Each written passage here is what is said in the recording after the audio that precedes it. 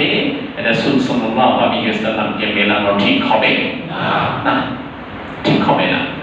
এখন যেই আলেম এই শব্দ চয়ন করেছেন, আপনি যেই মতেই হন না কেন ভাই, অন্তত এতটুকু আপনার ঘাটে বুদ্ধি থাকা দরকার, তিনি ইচ্ছাকৃতভাবে রাসূলকে খাটো করতে এই শব্দ ব্যবহার করতে চান নাই, হয়তো বাই মিস্টেক কথার মধ্য দিয়ে শব্দ একটা বের হয়ে গেছে।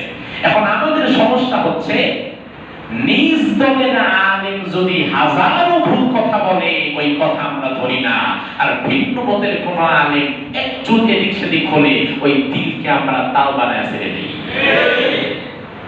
এটা কেন ভাই? হ্যাঁ, কেউ যদি ভুল করে তাহলে ভুল সংশোধনেরও একটা সুন্দর পদ্ধতি আছে না? মসজিদে নববীতে পেশাব করেছে এক ব্যক্তি, সাহাবায়ে কেরাম তাকে মারতে গিয়েছেন, আল্লাহর হাবিব বললেন তাকে মেরো না, ওই ব্যক্তিকে আমার কাছে নিয়ে আসো। সাহাবায়ে কেরাম তাকে ধরে রাসূলের কাছে আনলেন।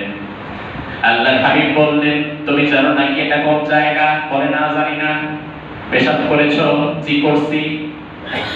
বিশ্বনবী বললেন, শোনো, ইন্না হাযাল মাসজিদ, এটা হচ্ছে মসজিদ, আল্লাহর ঘর, এখানে আমরা ইবাদত করি।